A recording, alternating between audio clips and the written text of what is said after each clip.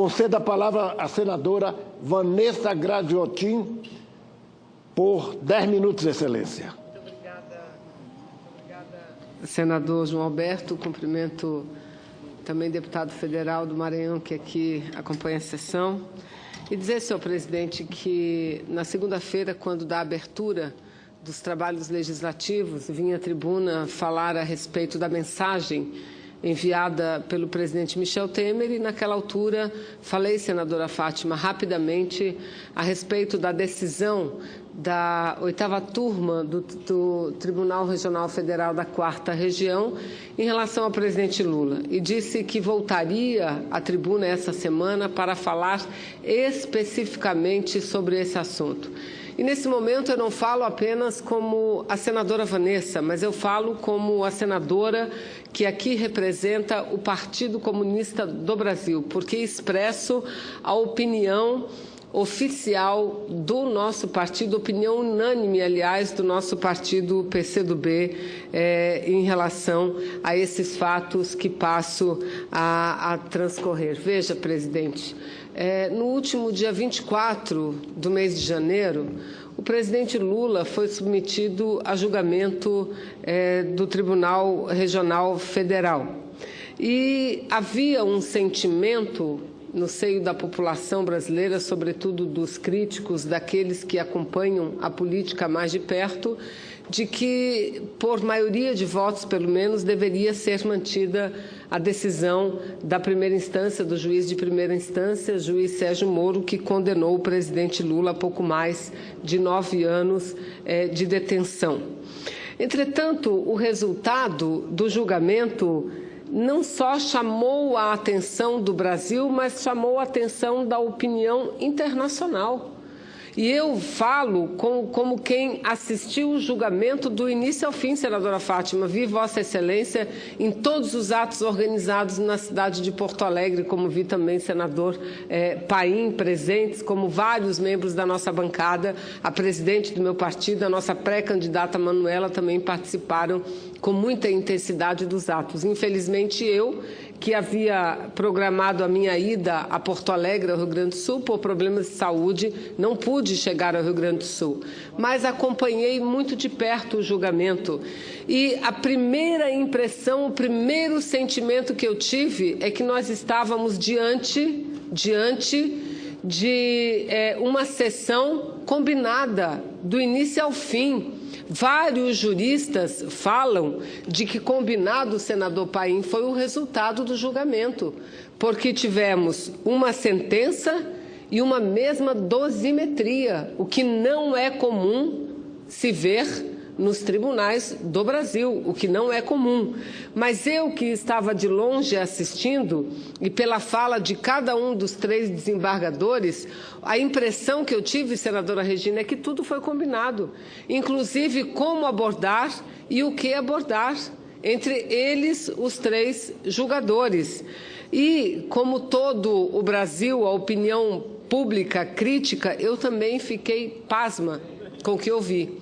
Eu quero iniciar as minhas observações acerca disso, levantando um artigo que eu li no último dia 2, no jornal Folha de São Paulo. Um artigo escrito por alguém que tem a máxima isenção em relação ao presidente Lula e em relação ao próprio Partido dos Trabalhadores.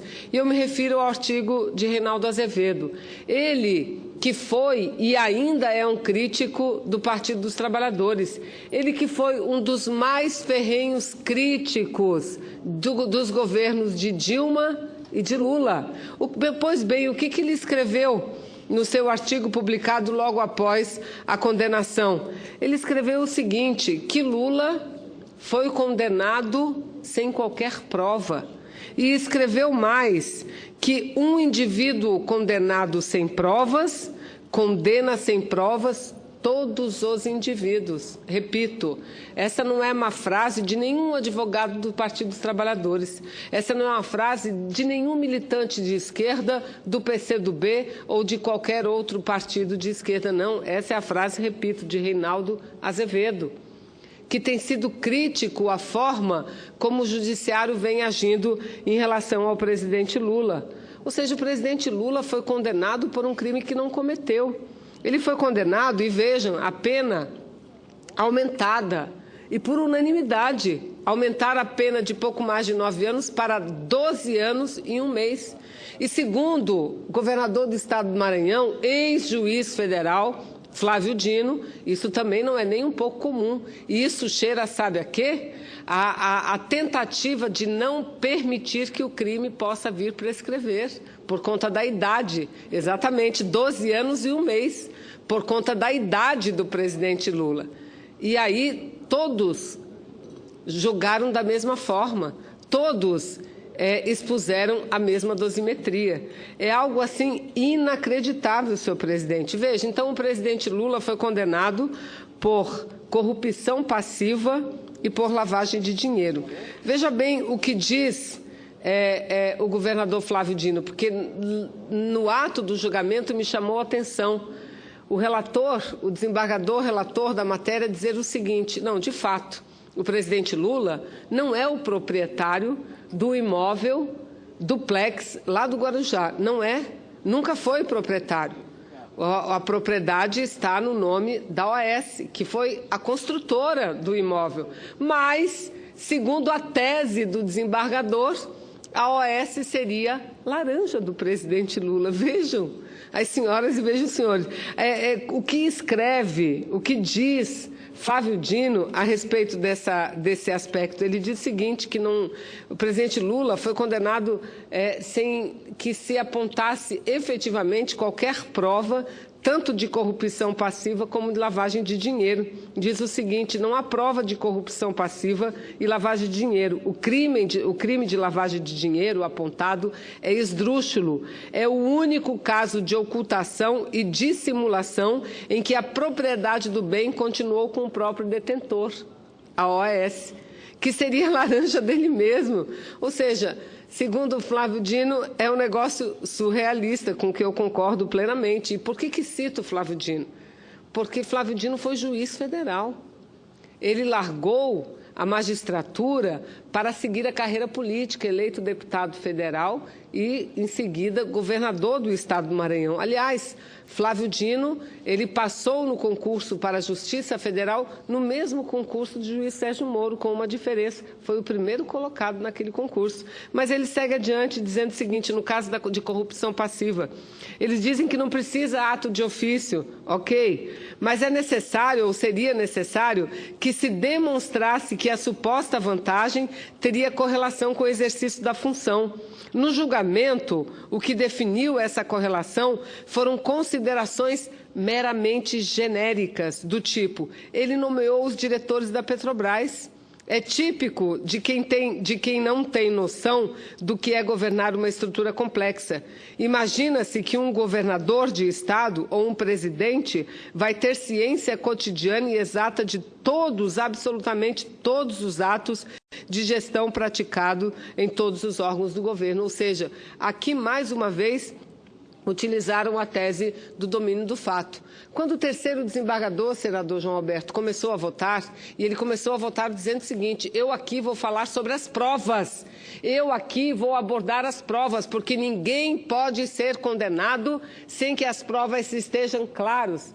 Pois bem, para onde descambou? Descambou para tudo, menos para as provas. Menos para as provas. Falou da história, da retórica, de vários fatos relativos ao governo do presidente Lula, mas não falou da denúncia em si, não falou da propriedade. O presidente Lula estava sendo julgado por ser o proprietário de um apartamento que não lhe pertence e que aquela propriedade teria sido uma propina dada por razão de defesa em determinado momento que o presidente teria feito em torno da empresa, que também não foi comprovado, que também não foi demonstrado. Senhor presidente, diante disso, o nosso partido, o PCdoB, ele logo após o julgamento expediu uma nota repudiando o fato ocorrido e mostrando que a defesa do presidente Lula, feita com muita ênfase, inclusive pela nossa pré-candidata à presidência da República, Manuela Dávila, vem no sentido de que nós entendemos que essa decisão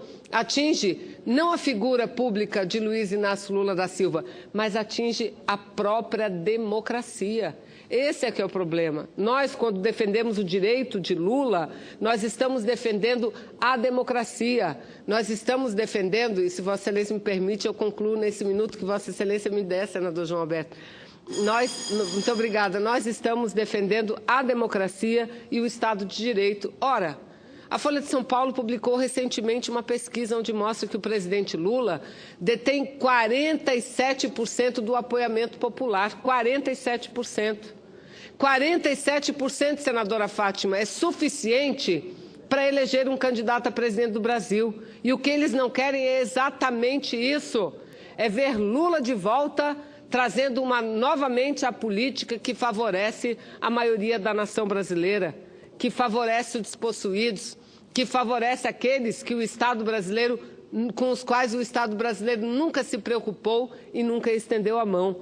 Então, é lamentável, mas eu sou não otimista, sou realista. E tenho muita confiança ainda de que justiça seja feita e que essa decisão seja revista, porque é a mais justa, é a mais correta, inclusive do ponto de vista jurídico, senhor presidente. Então, o meu partido, eu aqui concluo, agradecendo mais uma vez a benevolência de Vossa Excelência, senador João Alberto, dizendo que o nosso partido soltou uma nota em que não apenas expõe todos os fatos e a sua opinião, mas reafirma a solidariedade irrestrita ao ex-presidente Lula e destacando que seguiremos na luta contra o estado de exceção e na jornada em defesa da candidatura do presidente Luiz Inácio Lula da Silva. E repito, aqui fala...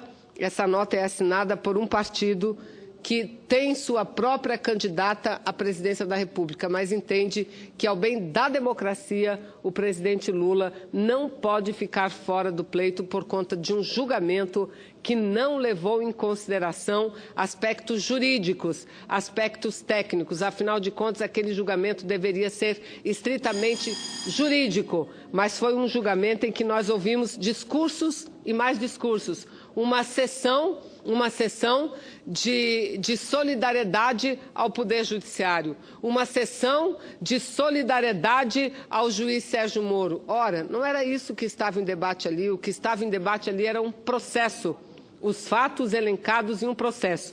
E o fato elencado era que o presidente Lula estava sendo julgado por ser proprietário, repito, de um apartamento que nunca foi seu e por ter conseguido esse apartamento através de favores trocados com uma empresa, fato que também não foi comprovado. Então, eu solicito, senador João Alberto, se possível, Vossa Excelência, incluir nos anais dessa casa a nota oficial divulgada pelo meu partido em relação ao presidente Lula pelo PCdoB. Muito obrigada.